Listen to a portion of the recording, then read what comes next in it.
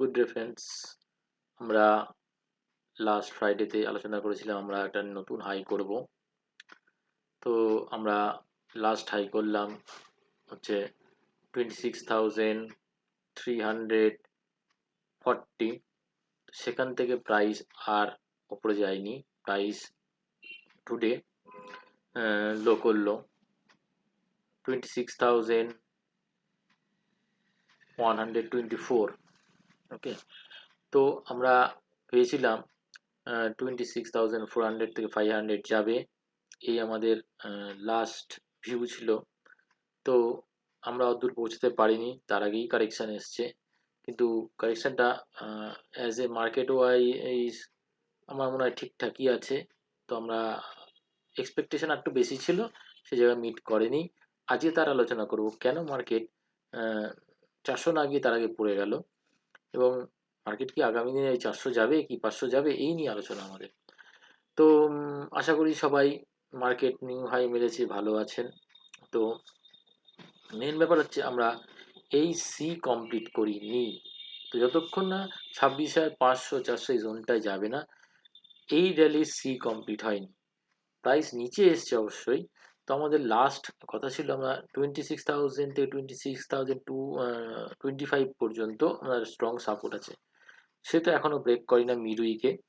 তো মিড উইকের ভিডিওতে দেখা যাচ্ছে যে প্রাইস আমাদের শর্টার টাইম ফ্রেমে যদি আসি, আমরা প্রাইসকে আওয়ারলি চার্টে যদি দেখি, প্রাইস এখানে এই যে প্রাইসটা করলো, তো কীভাবে করলো, প্রাইস এই পয়েন্টের এই হাইটার রেসপেক্টেড এ, এটা বি, এটা সি, তাহলে সি দেখা যাচ্ছে 100% করেছে। সেই 100% কাছ থেকে আমাদের কারেকশন এসছে। তো প্রাইস নিচে এলো। প্রাইস কি আর ক্ষমতা আছে ওপরে ওই হাইকে চেস করার জন্য? আমাদের এক্সপেকটেশন অত দূর পর্যন্তই আপাতত এই উইকে। তো মোস্ট এখনকার আজকের দিনে সাপোর্ট হয়ে গেল আজকের লোটা, বা এই রেড লাইনটা যেটা আছে। তো 26,100 রাউন্ড ফিগারে যদি ধরেন, এটার নিচে যদি ক্লোজিং আলে, তাহলে বাজার ফার্দার ফল হবে। আদারওয়াইজ প্রাইস এখান থেকে বাউন্স ব্যাক করে যাবে। সেটা কীভাবে যাবে আমি দেখাবো। তার আগে বলছি, এটা যদি ব্রেক করে কী হবে, যদি 26,100 26,100 ব্রেক করে যদি, তো আমরা যেখান থেকে উঠেছি সেখানে পৌঁছে যাবো। কোন জায়গাটা? তো ঠিক এই পয়েন্টটাই এসেই পৌঁছাবো। তো সেটা হচ্ছে 25,800 আশেপাশে। মাঝখানে একটা 26,000 সাপোর্ট আছে। তো আমরা নেগেটিভ এখনো নয়। তো যতক্ষণ না এটা ভাঙছে ততক্ষণ হবে না। তো আমরা যদি মনে করি যেটা এবিসি কমপ্লিট করেছি, তাহলে আরও যাওয়ার জায়গা আছে। তো বড় ফ্রেমে যদি আমরা এটাকে এরমভাবে ভাবি, এটা তো এই ফ্রেমের ক্ষেত্রে, সেক্ষেত্রে আমাদের আরেকটা এই পার্টের এ, এটা বি, নেক্সট সি, তাহলে কীভাবে যাবে, প্রাইস এই স্ট্রাকচারে যাবে বলছে। প্রাইস এই স্ট্রাকচারে আরেকটা মুভ করবে। তো আমাদের আরেকটা হাই বাকি আছে।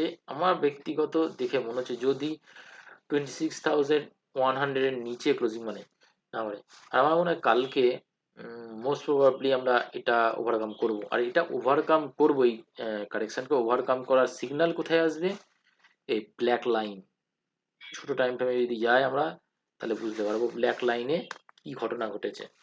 তো আমরা এই যে ব্ল্যাক লাইনের এই হাইটার উপরে যদি যাই প্রাইস, তো এই হচ্ছে 26,250 থেকে 280, মানে 26,250 থেকে 280, এটা যদি ক্রস করে, তো নেক্সট টার্গেট আমাদের হবে, আমরা যদি দেখি, দেখুন আমাদের টার্গেট ঠিক ওইখানে গিয়ে পৌঁছাবে। যেটা বলছি 26,400, দেন মোস্ট ডিফিকাল্ট এরিয়া হচ্ছে 26,524, 500-এর আশেপাশে। তো 440, 26,440 থেকে 26,525, এই জোনটা আমাদের টার্গেট আছে।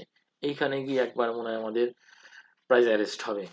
কী হবে, আমরা যদি দেখি যে শর্টার টাইম ফ্রেমে যদি দেখি, এই ফলটা কতটা হয়েছে, এই ফলটা দেখুন 50%-এর কাছাকাছি অ্যারেস্ট হয়ে গেছে। তো আমরা এই 50%-এর কাছাকাছি অ্যারেস্ট হয়ে গেছে। যতক্ষণ এই লোটা না ভাঙবে, বি পয়েন্টটা না ভাঙবে, ততক্ষণ আমরা ফার্দার ফল দেখব না। 26,000 এখন সাপোর্ট। কাল যদি ফার্স্ট আওয়ার্সে আমাদের এইটা ক্রস করতে পারে 26,250, দেন আমরা ট্রেন চেঞ্জ হচ্ছে, আমরা নতুন হাই দেখব। আশা করি আমরা এটা ভাঙবে না, সে জায়গা থেকে আমরা আরেকটা হাই বাকি আছে নিফটির ক্ষেত্রে। আজকে মোস্ট প্রবাবলি পড়ার কারণ আপনার রিলায়েন্স নিচে আছে, সেই জন্য কারেকশন দেওয়ার দরকার ছিল। এটা কমপ্লিট করেছে 100%, সেখান থেকে কারেকশন এসছে, ওকে, দেন আরেকটা হাই। এটা গেল নিফটি। তো মোস্ট প্রবাবলি আমার মনে হয় কালকে চেক করে দেখা উচিত। আমার মনে হয় কাল বাজার আপসাইডের দিকে চেষ্টা করবে একবার। ওকে, ব্যাঙ্ক নিফটির জায়গা থেকে আসি। ব্যাঙ্ক নিফটিও সেম, আমরা যেরকম ভেবেছিলাম যে আমরা 26,500 60,500 টু 61,000 পর্যন্ত যাবে, তার আগে থেকে রিজেকশন এসছে। তো প্রাইসের আমাদের লাস্ট ফ্রাইডের ভিডিওতে বলা ছিল যে প্রাইস এখান থেকে এ বি সি করবে, সি এর একটা পার্ট হয়েছে। তো আমরা সি এর পার্টের মিনিমাম ডেস্টিনেশন 60,500, দেন 60,000, আমাদের 61,000-এর কাছাকাছি আমাদের আছে। তো এইখানে কি করলো প্রাইস, এই পয়েন্ট থেকে যদি দেখি আমরা, যদি কারেকশন মাপি আমরা অ্যাজ এ ফিপ বেস কারেকশন যদি মাপি, তো আমাদের এই লেগ থেকে কারেকশন হলো 38%-এর কাছাকাছি কারেকশন হয়ে দাঁড়িয়েছে। তো মোস্ট সাপোর্টিং লাইন আছে এইটা 59,500 টু 600, এই জোনটা। এই জোনটা যদি ব্রেক না করে আমরা কিন্তু উপরের দিকে যাওয়ার চেষ্টা করবো আরেকবার। তো আমাদের স্ট্রং সাপোর্ট 59,500 টু 600, এটা ব্রেক না করলে আমরা পড়ে যাবো। কেন?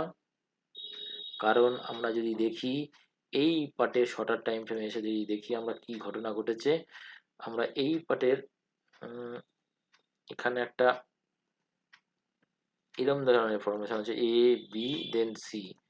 তো এই সি কমপ্লিট করে প্রাইস আবার আসছে, তার মানে এই পুরো সি কমপ্লিট করে এই রক সাপোর্ট এইখানে ক্রিয়েট করছে। এটার নিচে যদি ব্রেক করে তাহলেই আমরা নিচে যাব, মানে অ্যাজ এ 59,500-এর দিকে যাব। আর যদি না ক্রস করে তাহলে আমরা যদি 60,300-এর ওপরে যদি মুভ করে, তো আমাদের জার্নি আরও আছে। সে জার্নি আমাদের বলছে কত, সে জার্নি আমাদের দেখাচ্ছে প্রায় 600 টু 6100, এই জোনটা যাবে।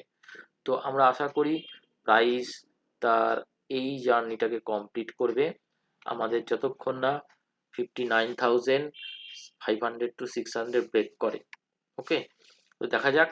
আমরা মোস্ট এরিয়া আমাদের দুটো, ব্যাঙ্ক নিফটির জায়গা থেকে মোস্ট ভাইটাল এরিয়া যে 60,500, দেন নেক্সট আমাদের ভাইটাল এরিয়া